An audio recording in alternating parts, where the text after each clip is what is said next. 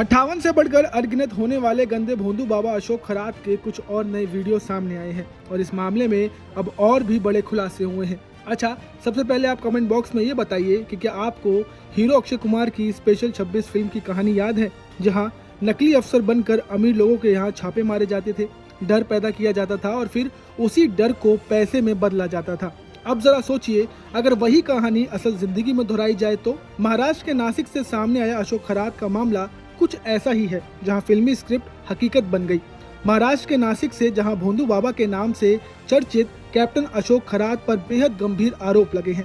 जांच एजेंसियों के मुताबिक अशोक खरात अपने प्रभाव और संपर्कों का इस्तेमाल कर बड़े कारोबारियों को निशाना बनाता था और पहले उनकी कथित काली कमाई से जुड़ी जानकारी जुटाता था और फिर उसी आधार पर फर्जी आयकर अधिकारियों की टीम भेजकर छापेमारी जैसा माहौल बनाता था। उसके बाद डर और दबाव के बीच सेटलमेंट के नाम पर उनसे मोटी रकम वसूली जाती थी।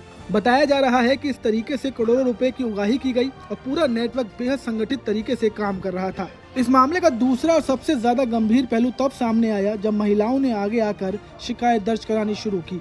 पुलिस के अनुसार अब तक 19 महिलाएं शिकायत कर चुकी हैं। पीड़िताओं का आरोप है कि आरोपी पूजा पाठ, मानसिक शांति और आध्यात्मिक उपायों के नाम पर उन्हें अपने पास बुलाता था और फिर मानसिक दबाव बनाकर उनका शोषण करता था।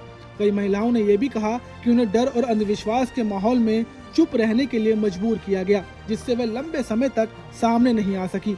जांच में यह भी सामने आया कि अब तक इस मामले में 12 अलग अलग केस दर्ज किए जा चुके हैं।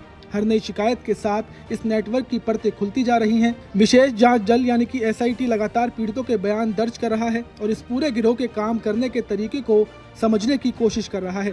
इस बीच ED की एंट्री ने इस मामले को और गंभीर बना दिया है। अब जांच मनी लॉन्ड्रिंग के एंगल से भी की जा रही है।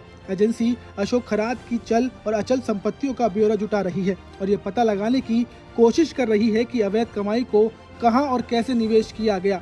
जांच के दौरान यह भी खुलासा हुआ कि शिरडी और नासिक की कई क्रेडिट सोसाइटियों में फर्जी खातों के जरिए करोड़ों रुपए का लेन देन किया गया। इन खातों में आरोपी का मोबाइल नंबर इस्तेमाल होने से संकेत मिलता है कि पूरा नेटवर्क संगठित तरीके से संचालित हो रहा था।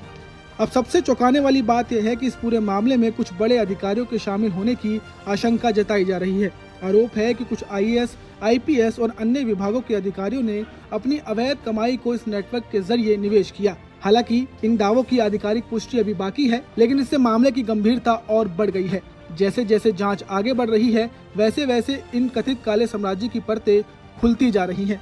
सवाल अब सिर्फ एक व्यक्ति का नहीं, सवाल उस पूरे सिस्टम का है जहां डर, लालच और अंधविश्वास तीनों मिलकर एक काला साम्राज्य खड़ा कर देते हैं। जब कानून का डर दिखाकर ही कानून को ठगा जाए, जब आस्था के नाम पर ही शोषण किया जाए और जब सिस्टम के अंदर के लोग ही सवालों के घेरे में आ जाए, तो फिर भरोसा आखिर किस पर किया जाए। ये मामला सिर्फ ठगी या शोषण का नहीं, बल्कि ये दिखाता है कि कैसे डर, अंधविश्वास और सिस्टम की खामियों का फायदा उठाकर एक संगठित नेटवर्क खड़ा किया जा सकता है।